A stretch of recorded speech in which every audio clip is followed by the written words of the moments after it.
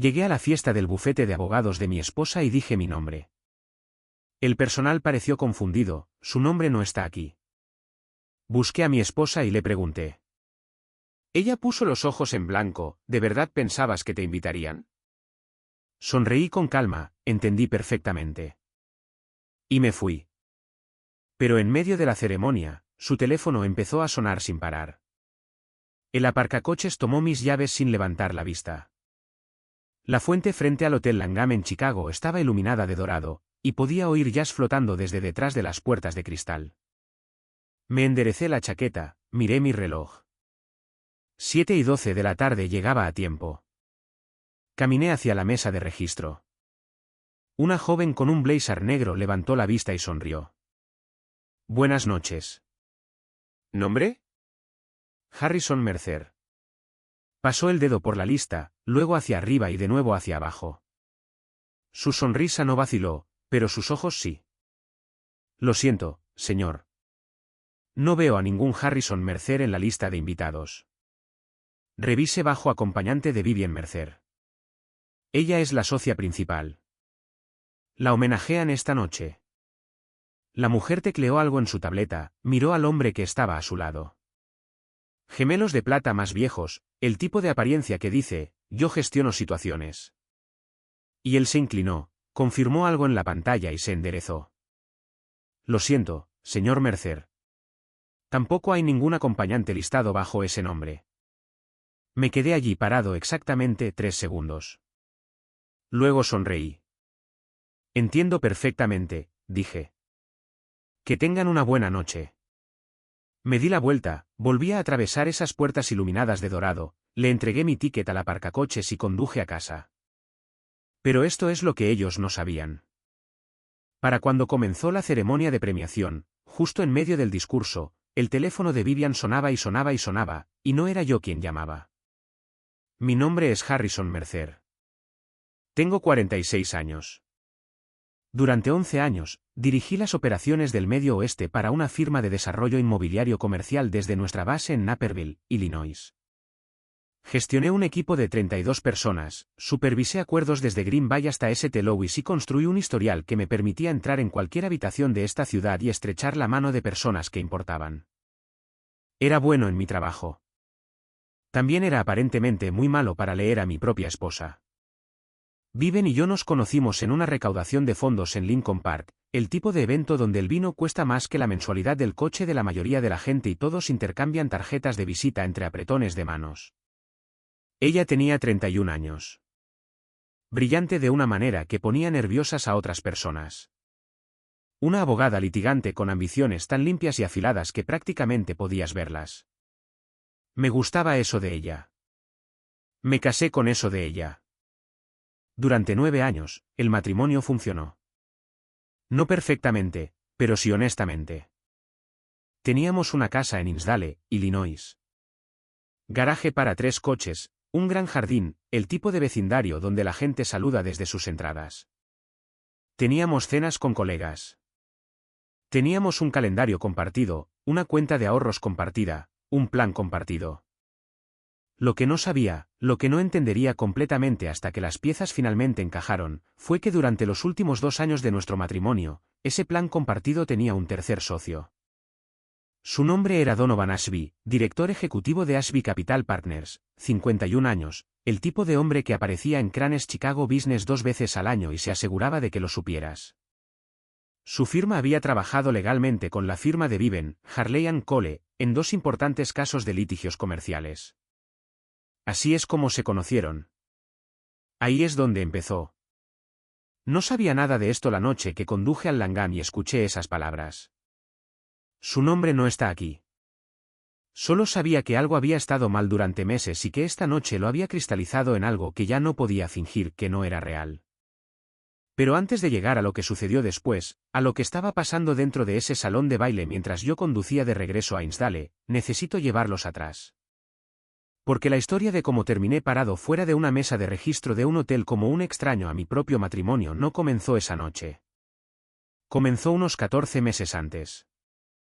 Si eres nuevo aquí, pulsa ese botón de suscripción ahora mismo y deja un comentario abajo. ¿Qué habrías hecho en mi posición? Y si esta historia te llega de una manera diferente, toca ese botón de me gusta. Mantiene estas historias en marcha. Ahora, déjame llevarte de vuelta al principio. Viven se convirtió en socia de Harley & Cole cuando tenía 38 años. Fue un martes de octubre. Me llamó desde una sala de conferencias, y pude oír cómo ya se servía el champán de fondo. Conduje al centro, la llevé a Alinea, y me senté frente a ella, viéndola brillar como no la había visto brillar en años. Esa fue la última noche que recuerdo sentir que estábamos completamente en el mismo equipo. No por nada dramático. Nada se rompió esa noche. Nadie dijo nada malo. Fue más como que, después de que se convirtió en socia, dejé de ser su ancla. Y no me di cuenta de que estaba sucediendo hasta que ya estaba a la deriva. La primera señal concreta llegó unos 4 meses después, en febrero. Tuvo un retiro de socios en un resort en Lake Geneva, Wisconsin, 60 millas al norte de Chicago, justo en el agua. Cosas estándar de la firma. Ya había oído hablar de eso antes. Ella ya había ido una vez, 2 años antes. Esta vez regresó un domingo por la tarde y algo era diferente en ella. No triste, no culpable. Diferente en la forma en que una persona es diferente cuando algo dentro de ella ha tomado una decisión en silencio sin consultar a nadie más. Le pregunté cómo estuvo. Dijo, bien. Buenas conversaciones, buena comida. El lago estaba congelado. Se veía hermoso. Luego subió, se dio una ducha, y cuando bajó, se sirvió una copa de vino y se sentó en la isla de la cocina, mirando su teléfono con el tipo de quietud concentrada que normalmente solo veía cuando se estaba preparando para una deposición. Lo dejé pasar. 3 semanas después, empezó a quedarse más tarde en la oficina. No era inusual para una socia. Lo sabía. Pero la textura de sus noches cambió. Solía llamarme cuando se iba, sin importar lo tarde que fuera. Ese hábito desapareció tan gradualmente que casi no me di cuenta de que se iba. Para abril, viajaba más. Reuniones con clientes en Milwaukee, deposiciones en Indianápolis, una conferencia en Washington D.C., todo plausible, todo explicable. Pero el peso acumulado de ellos comenzaba a presionar algo para lo que aún no tenía nombre. Recuerdo una noche, un jueves de mayo, estaba sentado en la mesa de la cocina trabajando en una proyección de cartera cuando mi teléfono vibró. Un mensaje de texto de Viven, llegaré tarde. No me esperes despierto. Eran las 11:15 de la noche. Miré ese mensaje durante mucho tiempo. Pensé en llamarla. Pensé en preguntarle con quién estaba. Pensé en todas las formas en que esa conversación podría salir mal y en todas las formas en que probablemente no llegaría a ningún lado útil de todos modos. En cambio, puse el teléfono boca abajo sobre la mesa y volví a mi hoja de cálculo. Así soy yo. Proceso las cosas en silencio. Proceso antes de reaccionar. Las personas que me conocen te dirán que esa es una fortaleza. Esa noche, se sintió como algo más. Llegó a casa a las 12:40. Olía a restaurante y a la colonia de otra persona. Me besó en la mejilla y dijo, hola. Dije, hola. Y ambos nos fuimos a la cama. Para junio, había comenzado a ver la forma de algo que no quería nombrar. No porque la evidencia fuera abrumadora. No lo era, todavía no. Sino por la acumulación, los pequeños cambios en el comportamiento que individualmente no significan nada, pero que juntos comienzan a formar una imagen. Su teléfono siempre estaba boca abajo. Ahora, cuando estaba en casa, había comenzado a usar AirPods para las llamadas telefónicas, incluso las casuales, en lugar de simplemente ponerlas en altavoz como solía hacer. Tenía un nuevo horario de gimnasio, temprano por la mañana, 3 veces por semana, en un Equinox en el centro en lugar del que estaba a 12 minutos de nuestra casa en Hinsdale. El Equinox del centro estaba a 40 minutos con el tráfico de la mañana. Nunca mencionó que el trayecto fuera un inconveniente. También comenzó a bloquear su computadora portátil. Algo que nunca había hecho en casa. En el trabajo, claro, eso es estándar. Pero en casa, en el escritorio de su estudio, ahora cerraba la tapa cada vez que salía de la habitación, incluso para tomar un vaso de agua. Lo noté una vez y casi dije algo, pero decidí no hacerlo. Sus viajes de trabajo también aumentaron. En los 12 meses antes de convertirse en socia, había viajado quizás 8 veces. En los 12 meses posteriores, más cerca de 22. Rastreé esto más tarde, revisando un calendario compartido que habíamos mantenido durante años. No estaba espiando. El calendario estaba allí mismo en nuestros dos teléfonos. El volumen era simplemente visible cuando mirabas el agregado en lugar de cada viaje de forma aislada. Y la colonia no fue un incidente aislado. Fue un hecho recurrente, que aparecía aproximadamente cada 2 o 3 semanas, casi siempre en una noche que decía haber estado trabajando hasta tarde con colegas. El tipo de aroma que no pertenece a una sala llena de abogados. El tipo que se adhiere de manera diferente a un restaurante lleno de gente. No la vigilé. Quiero ser claro sobre eso. No soy alguien que revisa teléfonos o instala software de seguimiento o contrata gente para seguir a su esposa. Ese no soy yo. Pero soy alguien que nota patrones. Es a lo que me dedico. Y el patrón era claro.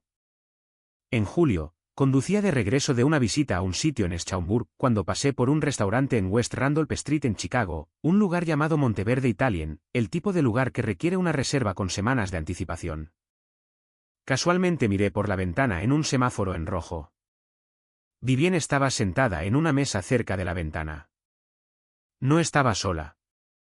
El hombre frente a ella estaba bien vestido, de sienes plateadas, inclinado hacia adelante en su silla de la manera en que la gente se inclina cuando quiere que la otra persona sepa que tiene toda su atención. No lo reconocí. Todavía no. El semáforo se puso en verde. Conduje. Descubrí su nombre 3 semanas después.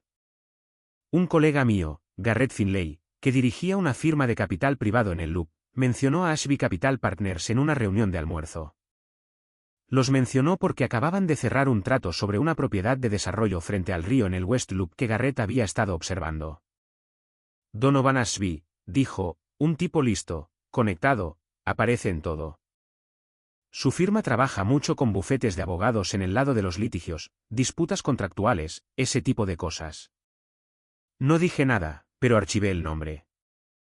Esa noche, busqué a Donovan Ashby. El sitio web de su firma tenía una foto profesional.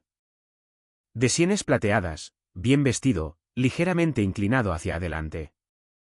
Lo reconocí de inmediato. Cerré la computadora portátil. Me senté en mi oficina en casa durante unos 40 minutos, sin hacer absolutamente nada, solo sentado en el silencio.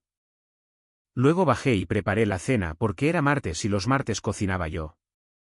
Viven llegó a casa a las 7:30. Cenamos juntos. Me contó sobre una moción que había presentado esa tarde. Le conté sobre la visita al sitio de Schaumburg. Limpiamos juntos y ella subió a responder correos electrónicos mientras yo veía las noticias. Y decidí algo esa noche que quiero que entiendas antes de continuar.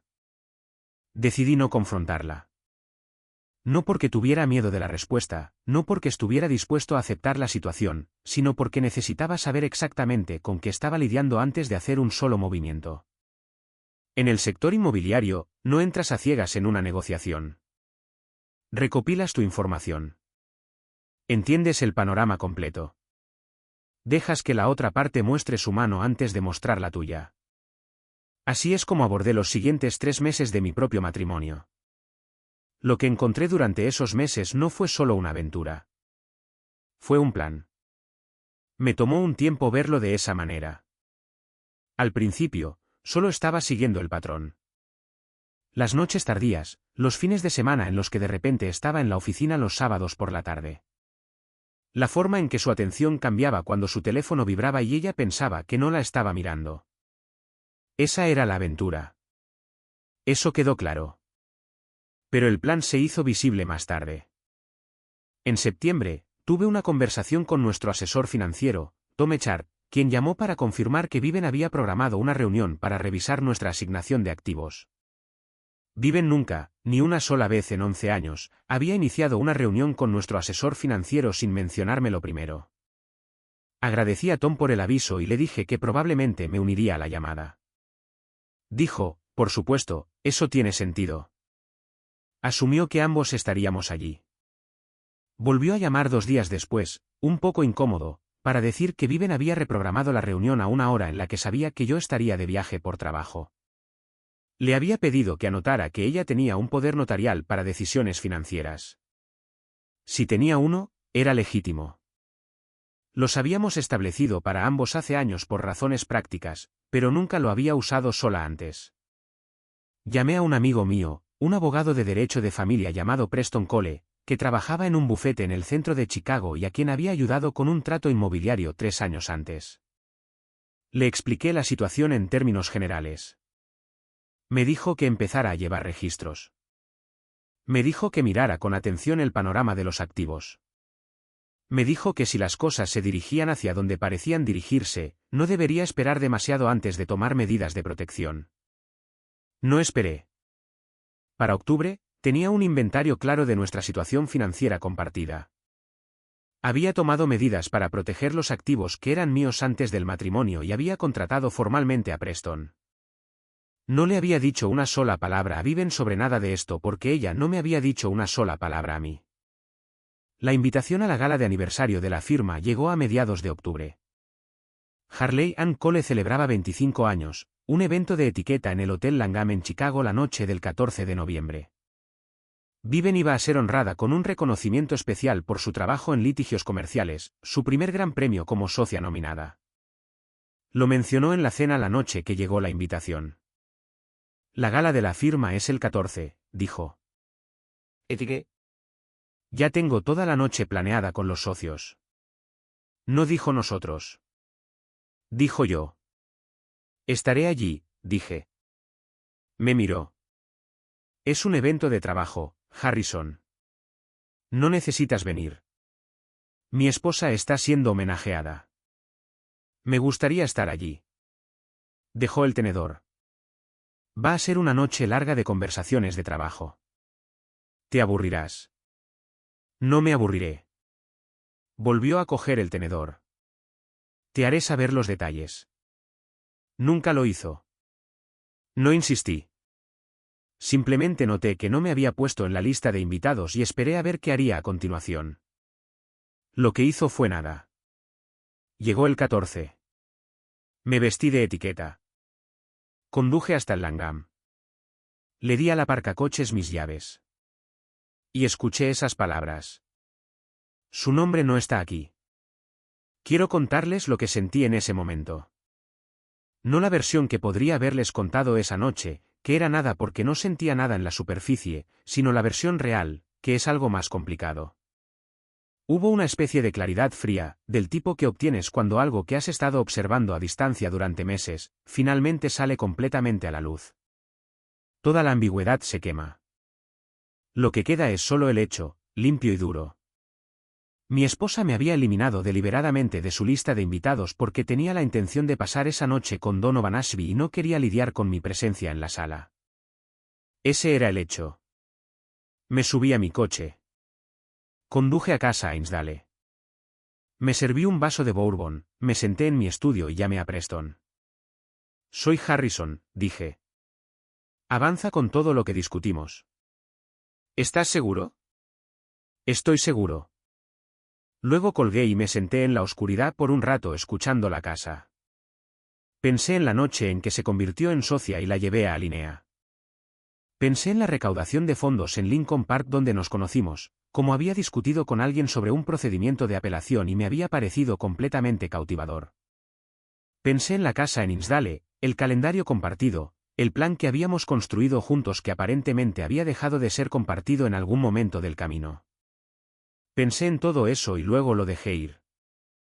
No de una manera dramática, no con dolor o rabia o ninguna de las cosas que podrías esperar, solo una decisión. Cerrar un capítulo con precisión y abrir el siguiente con la misma. Ahora, aquí está la parte que les prometí al principio. Esto es lo que estaba sucediendo dentro del Hotel Langham mientras yo estaba sentado en mi estudio en Hinsdale. Aproximadamente a las 8:45 de la tarde, justo en medio de la ceremonia, justo cuando el socio director de Harley & Cole comenzaba el discurso en honor a Vivien, entró una llamada telefónica. No al teléfono de Vivien, al de Donovan Ashby. La llamada era de la esposa de Donovan. Su nombre era Celeste Ashby, de 48 años. Ella y Donovan habían estado casados durante 19 años.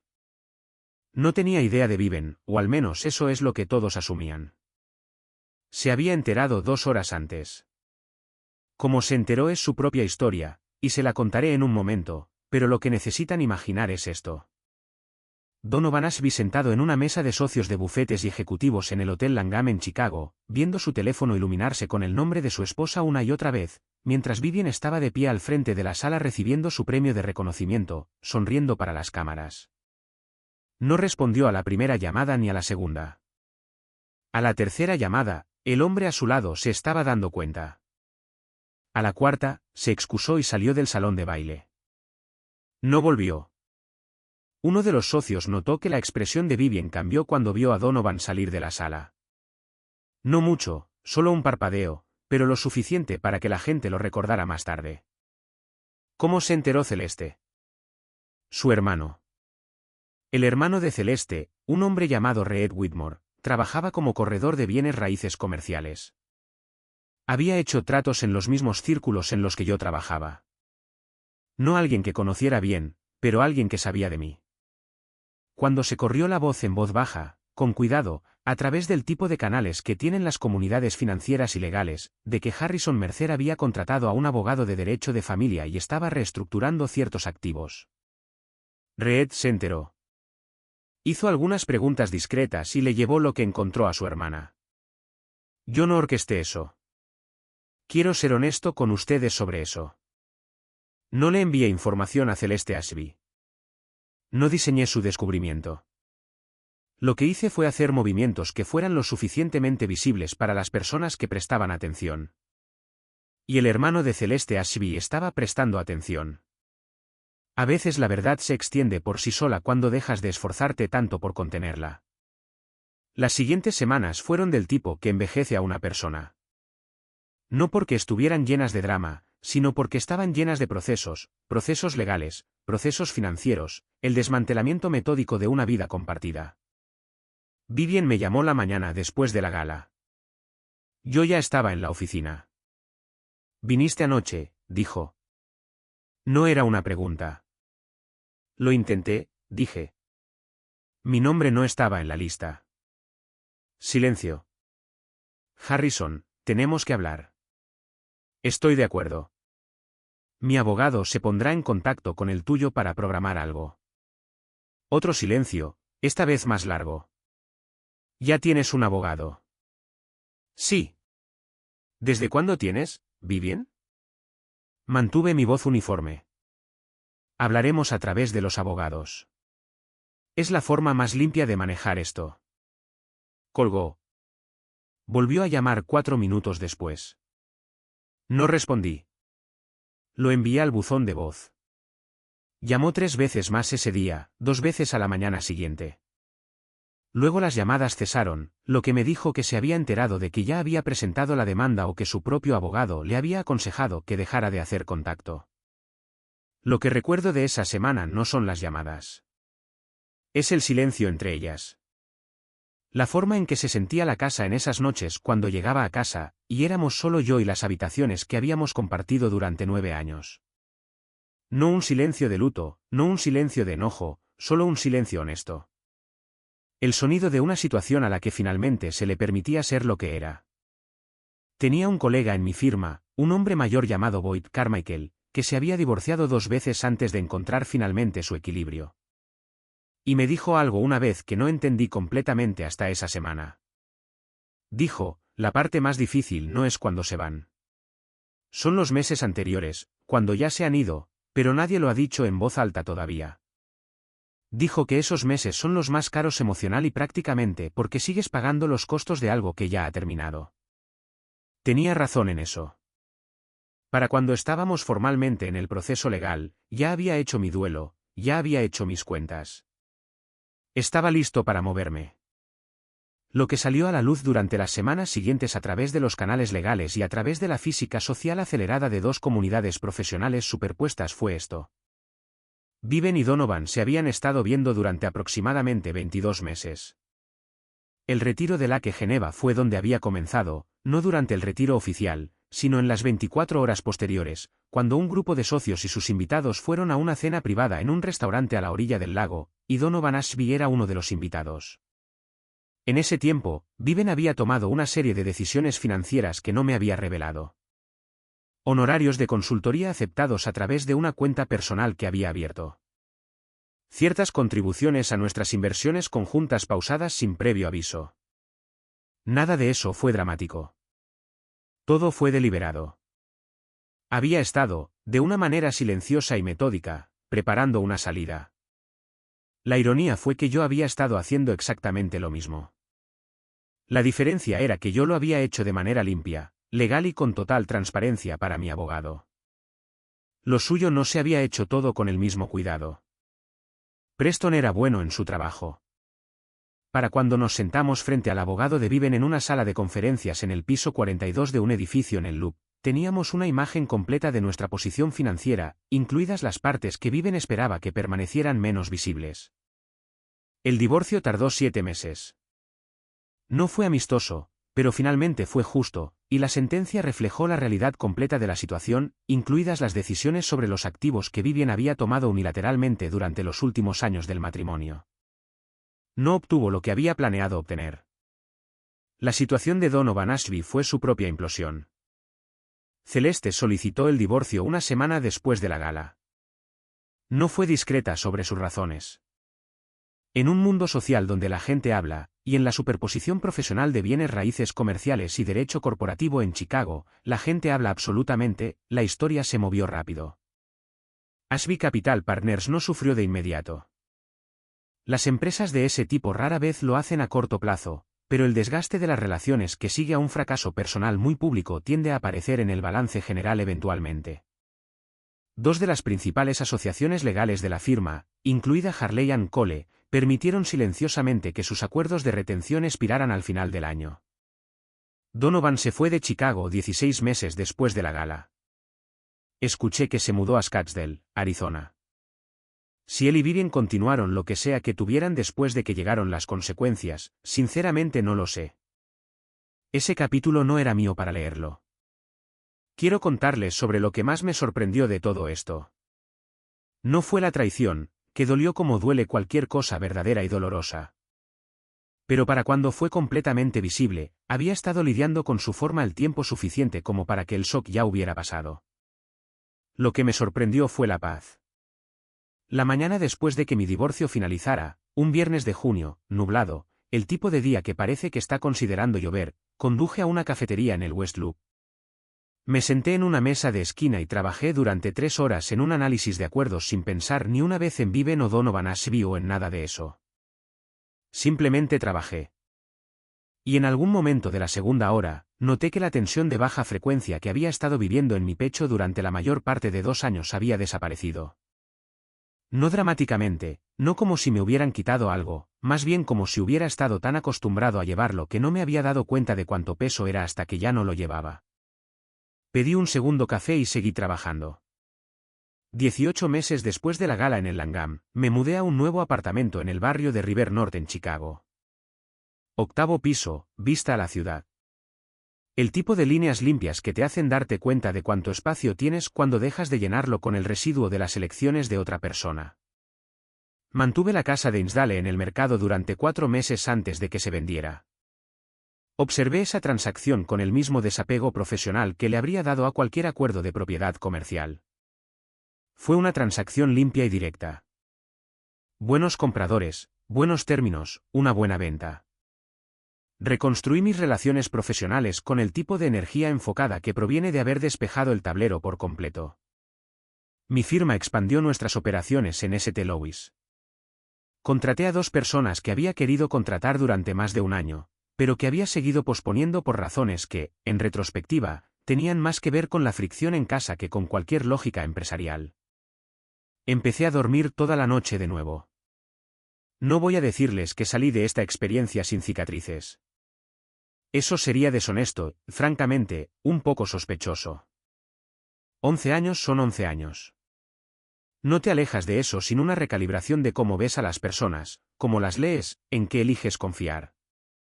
Pero les diré esto, soy mejor prestando atención ahora. No de una manera cautelosa y cerrada. De la manera en que una persona mejora en algo después de haber aprendido a través de ello. Noto más. Digo más de lo que realmente quiero decir.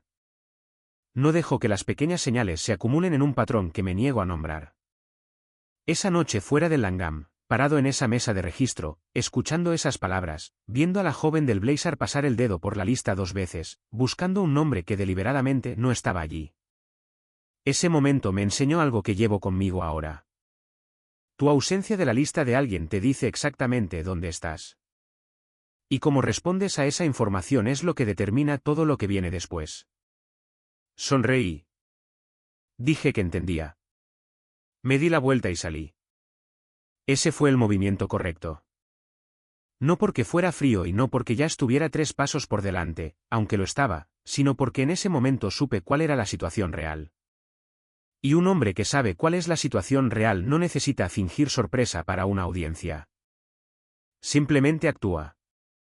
Hace unos meses, estaba en una cena de networking en el West Loop, el tipo de evento en el que estrechas 50 manos y recuerdas 6 conversaciones. Cerca del final de la noche, estaba de pie en el bar con una bebida, cuando una mujer se acercó a mi lado y pidió una copa de vino. Terminamos hablando durante unos 40 minutos.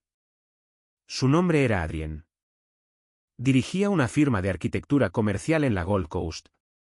Tenía opiniones firmes sobre la reurbanización que estaba ocurriendo a lo largo del Sendero 606 y hacía buenas preguntas sobre el lado del desarrollo del mercado.